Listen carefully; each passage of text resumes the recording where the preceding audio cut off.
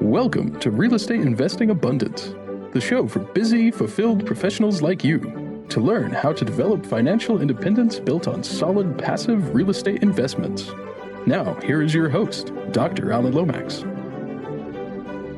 Hello, enlightened investors. Welcome back to the show. I'm your host, Dr. Alan. Let us take a look today at impact investing, using real estate to change the world. Steven Libman is one of the managing partners of Integrity Holding Group. Prior to Integrity, Steven began as a realtor and then flipped almost 1,000 properties in the residential real estate space, and he actually lived to tell about it. After getting burnt out in a very traditional, highly taxed business model, IHG moved into the multifamily and self-storage space to create passive, tax-advantaged income for themselves and their investors. Steven, take us into the show and share a memorable experience that may have been key to who you are today. Yeah, thanks, Alan, for having me. I really appreciate you inviting me on. Love to share a little bit about kind of who we are and what made us that way. So yeah, I think the first thing that always comes to mind when people ask me about like, how did you become an entrepreneur,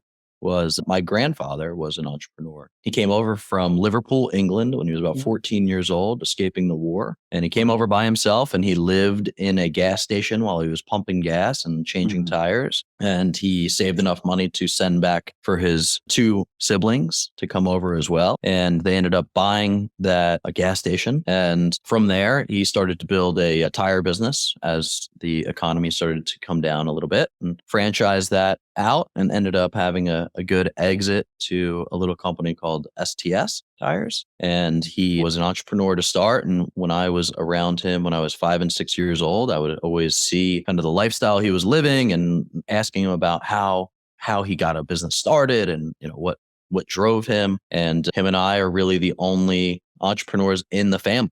So he certainly had an impact on me that way. Well, that is quite fascinating, that his entrepreneurial spirit skipped a generation, but was influential for you. What a start, 14 years old and making a living for himself and for his siblings. That is a very driven individual. And obviously, you've inherited some of that spirit. Well, Steven, talk to us about the core values to drive investing decisions. Sure. So I think what investors don't talk about a lot is kind of the why that they do the investing, right? And there's a great book or article called 7 Layers of Why. And it really comes down to, I want to invest so I could have passive cash flow. Okay, ask yourself why. Well, I want to have passive cash flow so that I can work less. Okay, why? Right? And you do that 7 times and you just kind of get to the core of what it is and why it is that you want to do what you want to do. And I think it's all predicated, all decisions in some form or fashion are based on your own core values, right? So you should have core values for yourself. You should have core values for your family.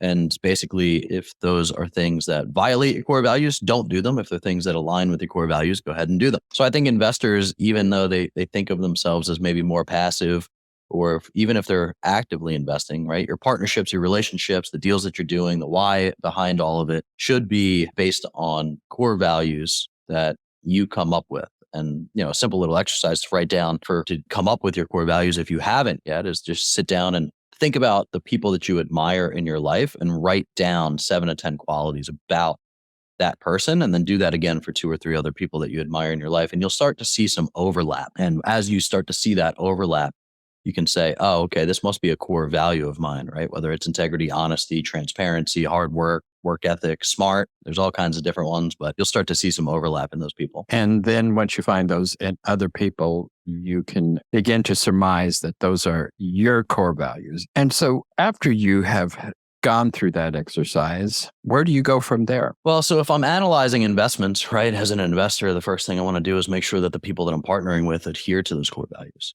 Right. So getting to know people, finding out if you can know, like, and trust them, and seeing and making sure that they're aligned with your core values, I think is the big piece of that. Investing is a team sport typically. So nobody's out on an island. So I think it's just very important to find your tribe of people that agree with you in terms of your core values. Well, you've been through the ringer, so to speak, in terms of starting out with fix and flips, which is a very glamorized part of the real estate investing industry. But to those who have done fix and flips, it is anything but glamorous. How long were you in that? You fixed and flipped over 1,000 properties. How long was that? How long did that take you? We did that over about 7 or 8 years. How did you survive? It's always a learning curve.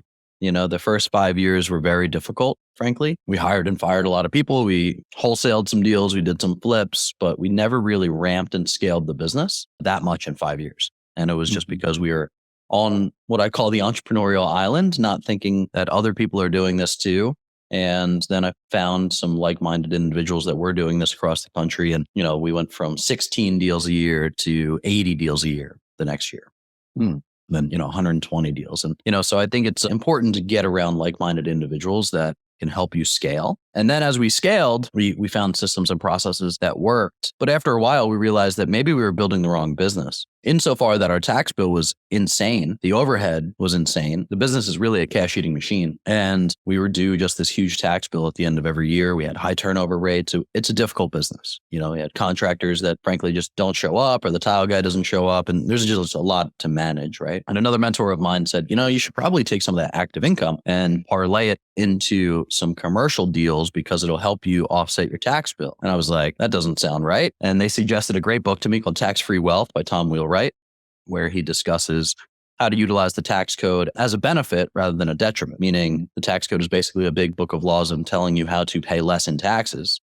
And I always looked at it as kind of the boogeyman waiting to jump from behind the bushes and get me. And it changed my perspective a little bit on how we were doing our business so that we could pay less in taxes. And the next couple of years, or the next year and a half or so, we built about 400,000 square feet of self-storage complexes down in Orlando, Florida. And we got a couple $1 million worth of depreciation from those new construction builds. And we paid no taxes that year. And I said, wow, I think we may have built the wrong business insofar that it's very transactional. You need to find another deal every day to make sure that you have income coming in. And this is a little bit different.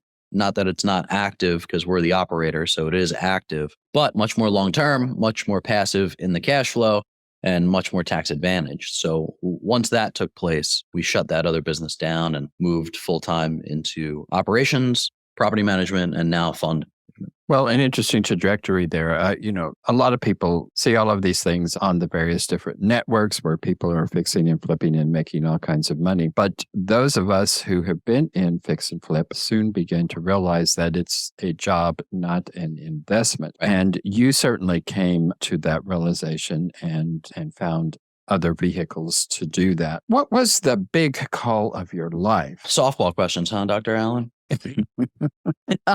Well, the big call, I think, for me is really to help people, right? So we have a donor advised fund that we work with, that we've created, that is our fund that we run, where we started carving out a percentage of profits a couple of years back into the donor advised fund to help nonprofits with their mission. So through some prayer, we were trying to figure out how to get there, to give more now before we, quote, made it there. And, I feel like a lot of people have this like, well, when I get here, I can start giving more abundantly. And I didn't want to wait, right? I had a heart for giving right away, and I wanted to figure out how to do that now versus then. And we came up with the donor advised fund that we started, and, we started carving out 1% of the annual cash flow of a deal, then 2%, then 8%, then 12%, then 20%.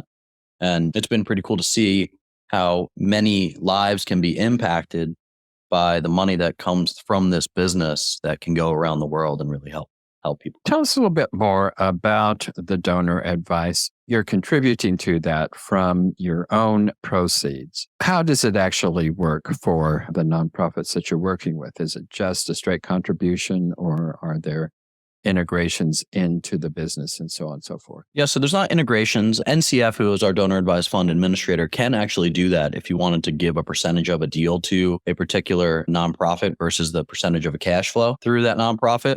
So that's interesting and complicated all in the same way. For us, we just said, okay, so let's do a percentage of cash flow. Now that it's evolved over time, we do a complete percentage of profit. And, every year that profit contribution or out of profit goes up, that percentage goes up. Mm-hmm. So our goal is to be able to continue to grow and end up giving away 80% of our net profits without affecting investor returns. Wow, that is impressive. Stephen, what do you mean by success to significance? I find that a lot of our investors and a lot of entrepreneurs that we work with feel similarly to this. I think that they solve the money problem and recognize that money only solves money problems, right? And that there's a certain level of attained financial success that's there, but there's still a hole. There's still something that's missing in their lives. There's still something that they're looking to fulfill in themselves. And overwhelmingly, I find that people find it through giving and participating in philanthropy and, working in causes that are close to their heart. So what we mean by that is just, success, I think, can be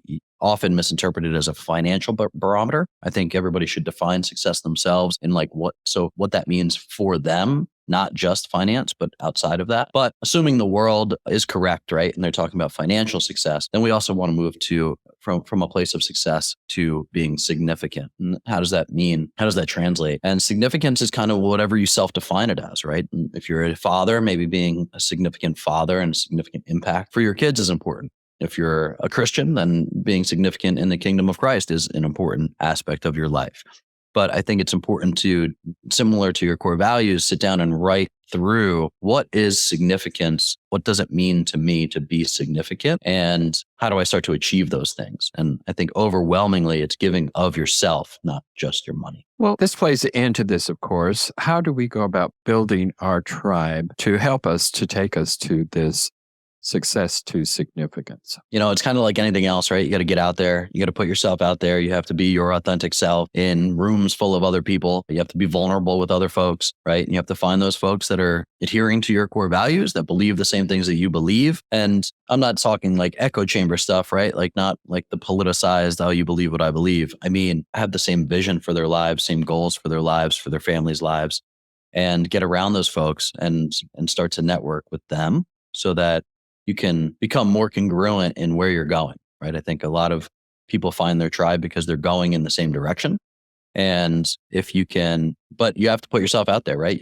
You're not going to find it sitting in your living room. You're not going to find it sitting behind a computer. You're going to find it getting out there and meeting new people. Exactly. And the more people you meet, the more opportunities there are to find people who are aligned with you in multiple ways, particularly in your values. Stephen, tell us what you have to offer as yourself and as an entrepreneur for our audience and how it is they can get in touch with you. Yeah. So we have a bunch of free resources on our website. If you go to integrityhg.com, you can sign up for our investor club. We have a passive investor email course that you can take for free, and you just sign up for some of those things. You get some free resources, and there's a lot of blogs, and we run a podcast called Free from Wall Street that you can listen to and see if you can take some nuggets away from that. Every once in a while, I have my 5-year-old or my 8-year-old join me on that podcast to talk about investing from a very high level and starting to plant the seeds of what long-term wealth creation and generational wealth creation looks like from that perspective, which I think is kind of fun. And then we also have our donor advised fund clients. Our nonprofits come on here and they share stories and they talk about why it's impactful and how it helped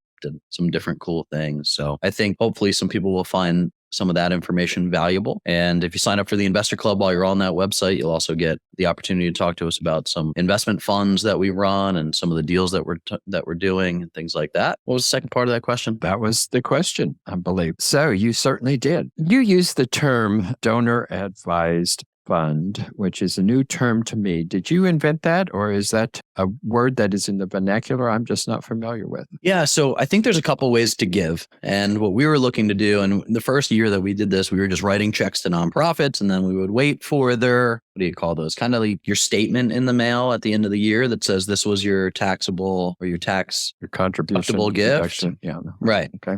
And so we were just looking for different ways to do that. And somebody referred us to a company called NCF, the National Christian Foundation. And NCF runs a platform that will administer your donor advised fund for really no cost. And what's cool about a donor advised fund is if you run a business in December, you start getting a lot of phone calls, right? People saying, hey, do you need that tax deduction? Do you want to give? The donor advised fund allows you to kind of give consistently throughout the year. Like I even have one for my family.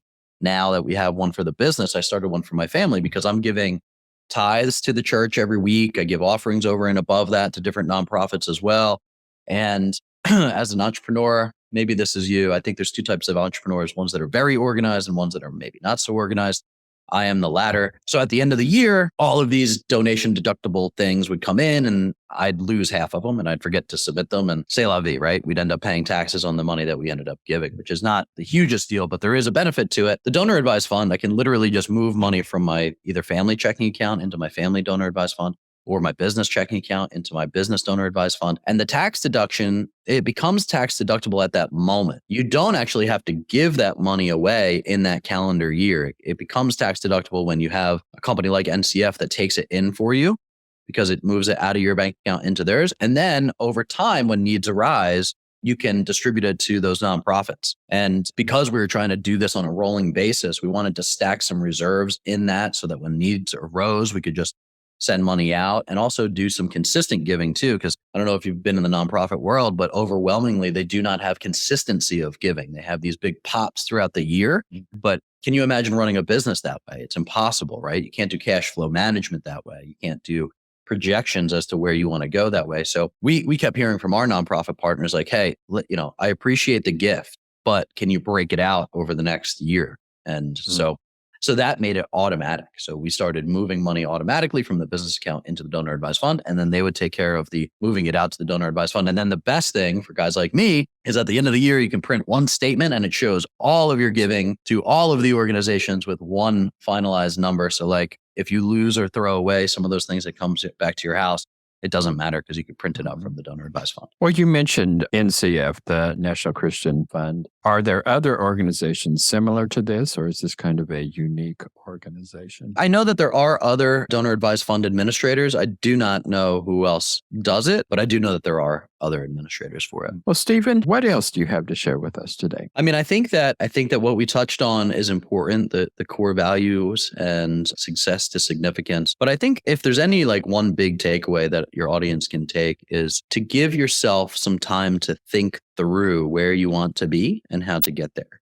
Right? Because I think a lot of us are taught to be reactive rather than proactive and to maybe not have a growth mindset. And I find that a lot of investors do tend to have a growth mindset, and not that they need to be taught, but it's always good to be reminded that you could want to grow, but unless you're carving out time in your life and space to grow, you shouldn't expect to. What I mean by that, and what I just taught my team in terms of this is, easily you get caught up in the busyness of life. Right. And things fall by the wayside all the time. And whatever those things are, if growth is a core value of yours, and it is of ours, then you have to make sure that you're carving out time on your calendar for your core values, right? If family time is a core value of yours, make sure you're putting family time on the calendar. If growth is a core value of yours, make sure that you have a growth time for yourself on your calendar.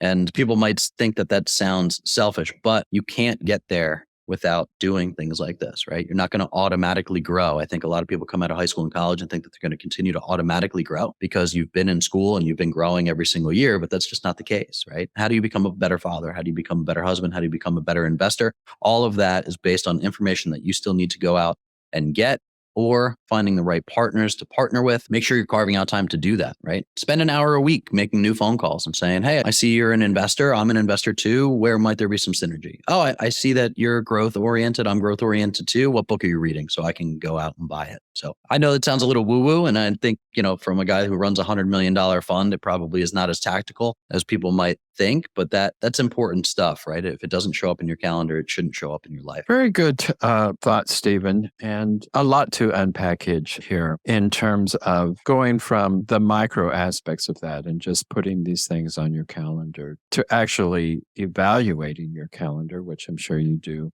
on a regular basis to ensure that what is on your calendar is a part of growth, which is your core value there, or you could call it your intentionality. And like you said, those may sound kind of woo-woo, they may sound kind of trivial, but it's those basic things that can make a tremendous difference. It's like some of my other guests who have talked about just doing one thing each day intentionally can make a huge difference over, 365 days. But without that initial intention to do something each and every day, then absolutely nothing gets done and there is no growth. There is no change. And we look back on those 365 days that have just passed and go, what happened? Right. I'm still where I was 365 days ago. So it not only takes intentionality, it also takes discipline. So talk to us just a moment here before we close out here about the discipline aspect of that. Yeah. So this is a challenge for me still. I'm not a very disciplined person by nature. And what I've done over time is to figure out how to put those things in my calendar so that that they're just there, right? I don't get to skip them. I don't get to think like, should I do this? Should I not do this? Even down to this week, we've done like meal planning all week, right? So like I know what we're eating every meal. I know where, what time we're going to the gym every week. And this is new, by the way, for me. But the reason that there was a lack of discipline before is because it didn't show up in my calendar, right? One of my favorite mentors always told me like your priorities show up in your calendar, right? Just like I go to church every Sunday at 10:30, like that's on my calendar. That's a non-negotiable. Like what other things can be put into your calendar that are non-negotiables? If it's going out to dinner with your wife once a week, if it's going for a walk once a day, like what other things need to show up? And there's a great book by Jocko Willink. He's a former Navy SEAL commander, and it's called Extreme Ownership. And one of the chapters in his book is called Discipline Equals Freedom. And I used to think in my younger days that discipline would require me to give things up. And what I found was that by being intentional about putting things on my calendar, I could get a lot more done in probably half the time than if I sat and thought and procrastinated and, lived that life of non-discipline. So the more disciplined you get, the more freedom that you have because you know what is getting done, you know when it's getting it done, and then it gives you a lot more free time because you've mapped out your calendar and you can keep open times in your calendar for other things. So it was a learning curve for me. I know people that are much more naturally disciplined, and it took some work over the last decade or so to figure out how to become intentional. And I think maybe you can use that word interchangeably with discipline. For me, I still think because I'm not really a rule follower that I don't like the word discipline, but it really does. Discipline really does equal freedom. Absolutely. Well, enlightened investors, another enlightening episode. Thank you for being with us. I look forward to being with you in our next episode. And thank you so much for Steven for sharing with us today. Thank you, sir. Thank you for tuning in to Real Estate Investing Abundance, brought to you by Steve Talker Capital, a company working for passionate professionals like you to develop financial independence built on solid, passive real estate investments. As part of our efforts to make the world a better place, Steve Talker Capital contributes to activities and organizations committed to better understand the equine. These endeavors attempt to enhance the human treatment of horses worldwide. Steve Talker Capital, working for a world where all creatures, great and small, flourish abundantly. For resources to develop your financial independence, connect with us at stevetalker.com.